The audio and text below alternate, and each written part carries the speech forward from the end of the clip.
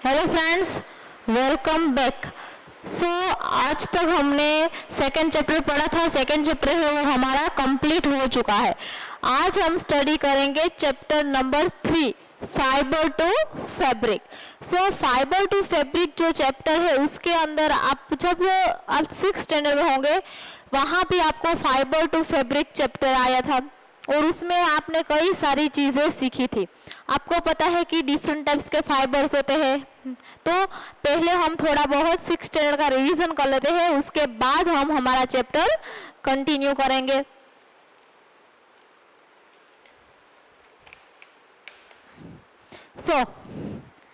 जो फाइबर्स है उसमें से क्या बनाया जाता है? यार्न्स। और यार्न्स को जब आप अरेंज करते हो एक साथ तभी क्या मिलता है? आपको मिलता है पूरे का पूरा फैब्रिक, यानी कि पीस ऑफ क्लॉथ। वो हमने स्टडी किया था। फिर जो फाइबर्स है वो कहाँ से मिलते हैं? तो कि फाइबर्स है वो दो तरीके से मिलते हैं। Fibres can be obtained from plants and they can also be obtained from animals. दोनों ही टाइप के फाइबर्स है जिसे हम नेचुरल फाइबर्स कहते हैं। बाकी के कुछ फाइबर्स है जो मैन मेड होते हैं, या तो लेबोरेटरीज के अंदर बनाए जाते हैं, इंडस्ट्रीज के अंदर बनाए जाते हैं। वैसे फाइबर्स को क्या कहा जाता है? They are called synthetic fibres. ये भी हमने स्टडी किया था। अभी जो नेचुरल फाइबर्स है, means natural fibres can be derived from plant and animal sources.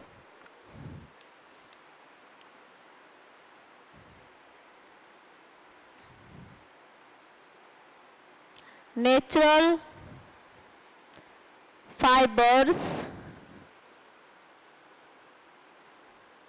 can be derived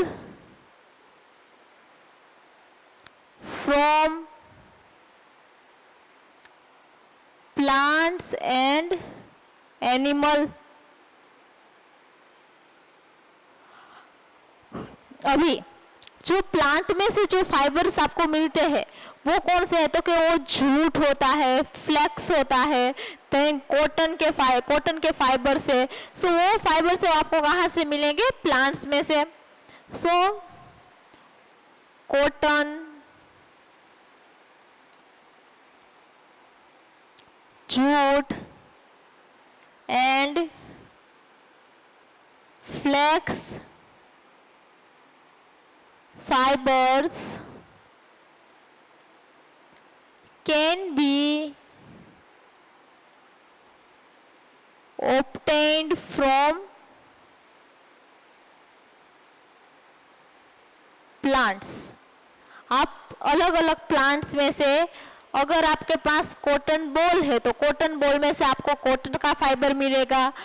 फिर जूट के प्लांट से जूट की जो स्टेम है उसमें से आपको जूट फाइबर मिलेंगे।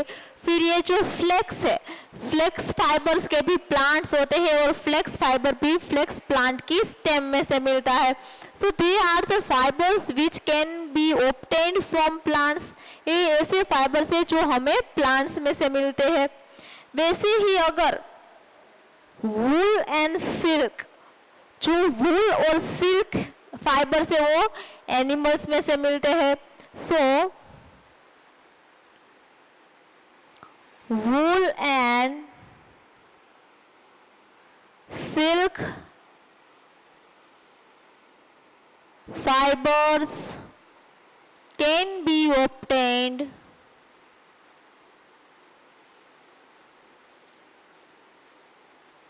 From animals. फिर उसमें से जो सिल्क फाइबर है वो कहाँ से मिलता है? तो आपको पता है कि सिल्क फाइबर है वो सिल्क वॉर्म का जो ककून होता है उसमें से मिलता है।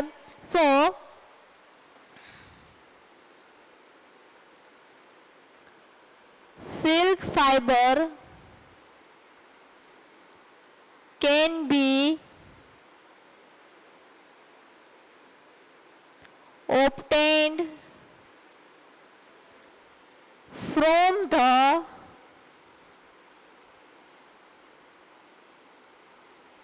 cocoon of silkworm। Silk worm का जो ककून है उसमें से आपको क्या मिलता है? Silk fibre. और जो वूल फाइबर है, वूल फाइबर है वो कहाँ से मिलते हैं? So wool fibre can be obtain from the hair of some animals. Wool fibre can be obtained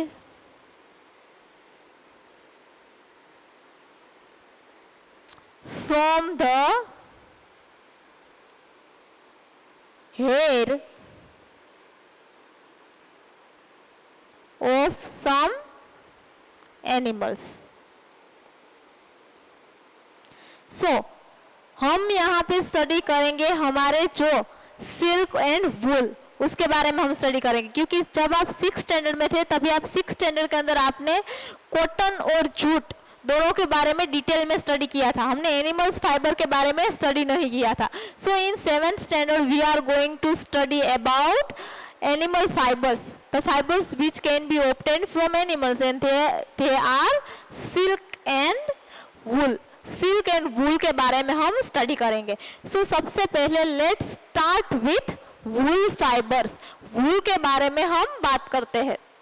ये जो यहाँ पे पॉइंट्स नोट डाउन किए हैं उसे आपको आपकी टेक्स्ट बुक, आपकी नोटबुक में कॉपी करने हैं.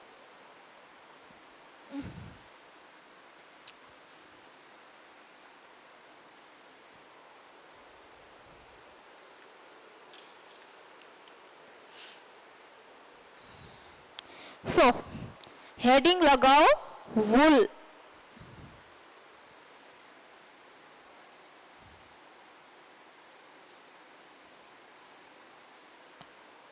जब भी आपको ठंड लगती है या तो जब भी क्या होता है तो कि इन द विंटर सीजन या तो कोल्डर एनवायरनमेंट, अगर आप दुनिया के कोई ऐसे पार्ट में रहते हो कि जहाँ पे क्या है एकदम से ठंडी रहती है, या तो फिर विंटर की सीजन में आपको क्या कौन से कपड़े आप पहनना पसंद करोगे?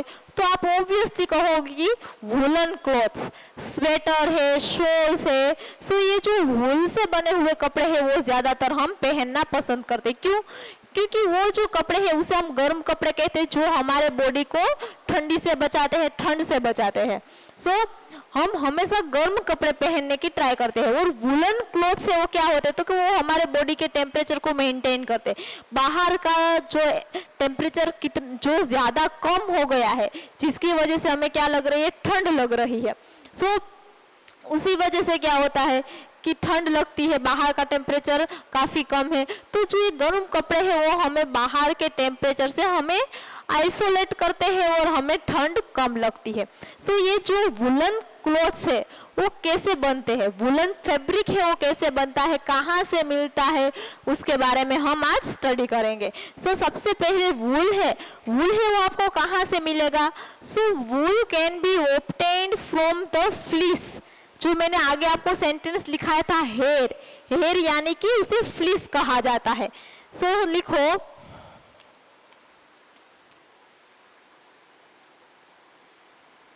wool can be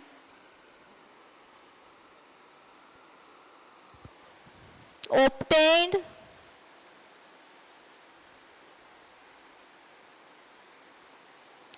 from the fleece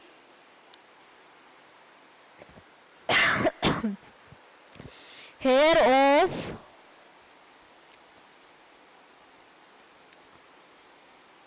some animals like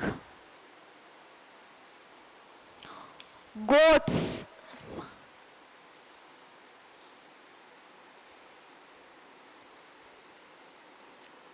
sheep,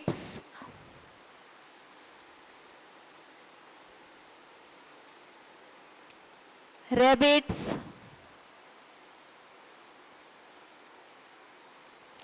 camels, yak, llama, alpaca, etc. ये सारे जो अलग अलग एनिमल्स है वहां से आपको क्या मिलेंगे, आपको फ्लीस मिलेगी, और वो जो फ्लीस है उसमें से क्या सेपरेट किया जाता है,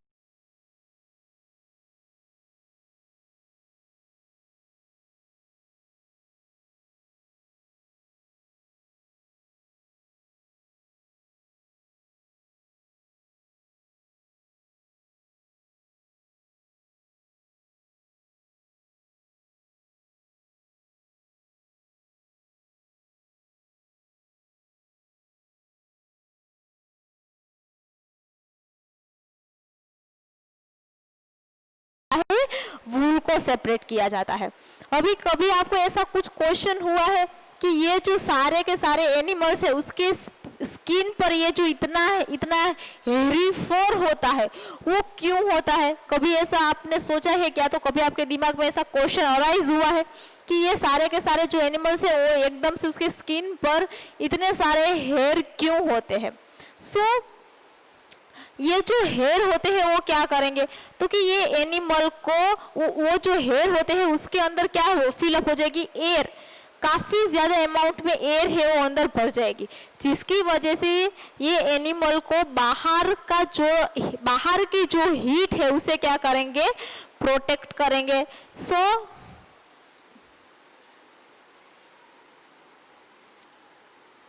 hairy fur of these animals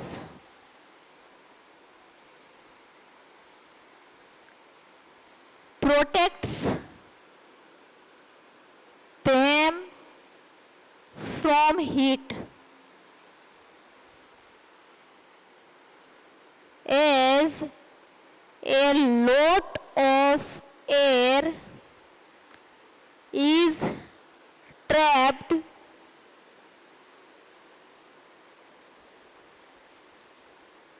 inside the fleece। जो ये फ्लीस है उसके अंदर क्या होगी, लॉट ऑफ हीट है वो क्या हो जाएगी, ट्रैप हो जाएगी, और उसी वजह से क्या होगा, लॉट ऑफ एयर है वो ट्रैप हो जाएगी, और उसी वजह से ये एनिमल को बाहर की जो हीट है उसे क्या करेंगे, प्रोटेक्ट करेंगे। ये है वूल का एनिमल के अंदर वर्क। अभी ये जो हेयरी स्किन है, तो एनिमल्स के अंदर ये जो हेयरी स्किन है वो कैसी होती है, तो कि उसमें एक ही टाइप के हेयर नहीं होते। अगर आप आपके बॉडी की बात करो, ह्यूमन बॉडी की, तो ह्यूमन बॉडी के उसमें भी आप देखना कि जो हमारे स्किन पर जो हेयर होते हैं, बाल जो हमारे हेड के जो हेयर है उसे टच करना, दोनों ही हेयर्स में आपको कुछ न कुछ क्या होगा, आपको डिफरेंस दिखेगा। मीन्स जैसे कुछ हेयर से वो काफी सॉफ्ट लगेंगे, और जबकि कुछ हेयर है वो आपको एकदम से रफ यानी कि कोर्स लगेंगे। वैसे ही सिमिलरली ये जो सारे के सारे एनिमल्स है उसमें भी 2 टाइप के हेयर्स होते हैं।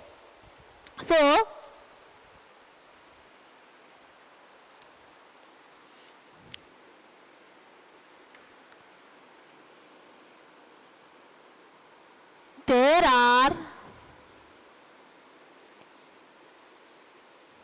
2 types of hairs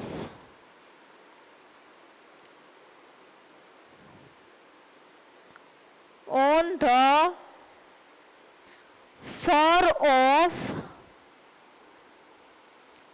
these animals। ये जो एनिमल्स होते हैं उसका जो फर होता है उसमें 2 टाइप्स के हेयर होते हैं। उसमें जो पहली टाइप है, जो आउटर हेयर होते हैं वो कैसे होते हैं, एकदम से कोर्स होते हैं। मीन्स एकदम आपको ऐसे लगेगा कि ये जो हेयर है वो कैसे है, तो कि एकदम से ऐसे आपको चुभते हैं वैसे हेयर होंगे। फर्स्ट द कोर्स हेयर, और ये जो हेयर है वो आउटर हेयर होते हैं, मीन्स बाहर की साइड के जो हेयर होते हैं वह। और जो सेकेंड है वह है द फाइन, या तो उसे कहेंगे सॉफ्ट हेयर। और ये जो सॉफ्ट हेयर है वो क्या होते हैं, अंदर की बाजू होते हैं, मीन्स बिलो देयर ये जो सॉफ्ट हेयर है वो कहाँ पे होते हैं? कोर्स हेयर के एकदम अंदर होते हैं। Means close to the skin. Means उसकी जो स्किन होती है, एनिमल की जो स्किन होती है, उसके जो नजदीक जो हेयर होते हैं वो कैसे होते हैं? एकदम सॉफ्ट होते हैं। जबकि बाहर की बाजू के जो हेयर है वो कैसे होते हैं? वो जो हेयर है वो कोर्स होते हैं। अभी ऐसा जरूरी नहीं है, कई सारे ऐसे एनिमल्स है कि जिसके अंदर आपको खाली फाइन हेयर्स मिलेंगे। Means there are some animals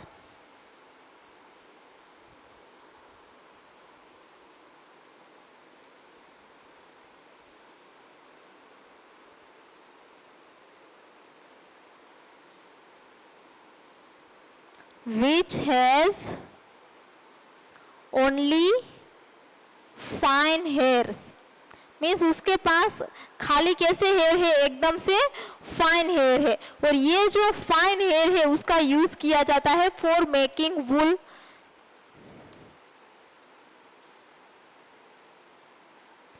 These fine hairs are used in making wool fibres.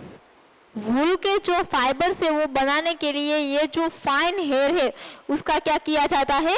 Use किया जाता है। फिर ऐसी कई सारी शिप्स है, या तो हम ऐसे कह सकते कि शिप्स जो गोट्स बकरियां होती है उसकी कई सारी ऐसी प्रजातियां है कि जिसके बाल है वो एकदम सॉफ्ट होते हैं।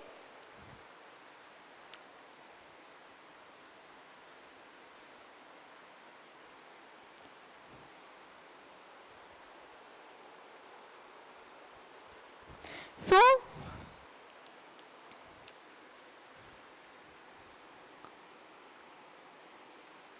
there are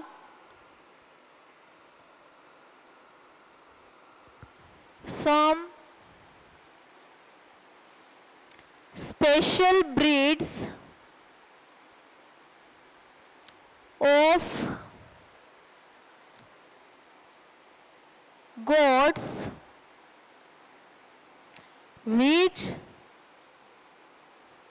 possesses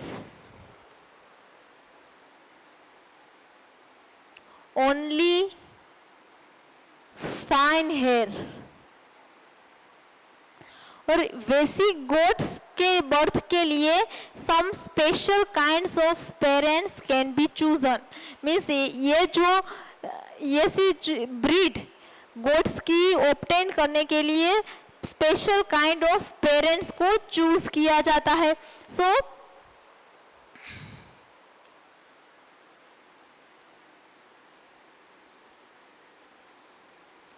there are special kinds of parents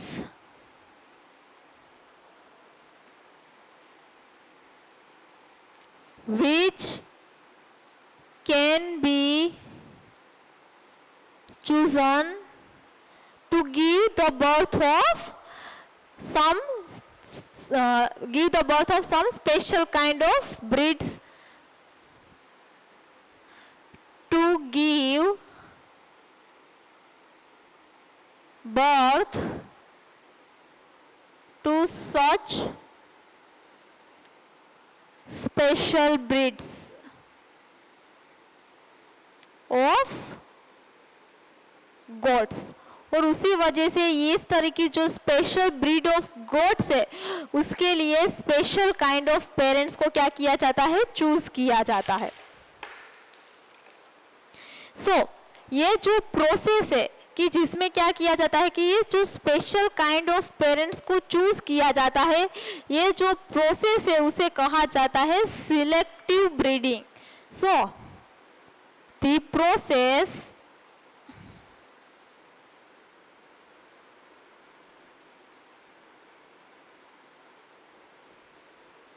of choosing such a special parents to give birth to offspring like the goats possessing only fine hairs is termed as selective breeding.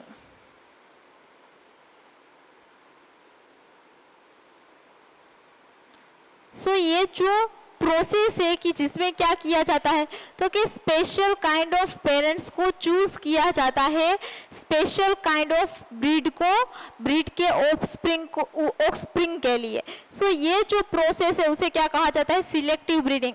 For example क्या है तो कि वैसी special breed goats की वैसी special breed के birth के लिए स्पेशल काइंड के जो पेरेंट्स है उसे चूज किए जाने की जो प्रोसेस है उसे क्या कहा जाता है सिलेक्टिव ब्रीडिंग. सो यहाँ पे ये हमने क्या पढ़ा कि वूल जो है वो किस तरह से कौन कौन से फाइबर्स वूल जो फाइबर है वो कैसे मिलता है कहाँ पे यूज होता है. अभी हम नेक्स्ट लेक्चर में देखेंगे कि कौन कौन से वैसे अलग अलग एनिमल्स है कि जिसमें से आपको ये स्पेशल काइंड ऑफ जो फ्लीस है वो मिलती है कि जिसे यूज कर हम वूल बना सकते हैं. सो आज के लिए इतना. हम नेक्स्ट लेक्चर में देखेंगे. Thank you.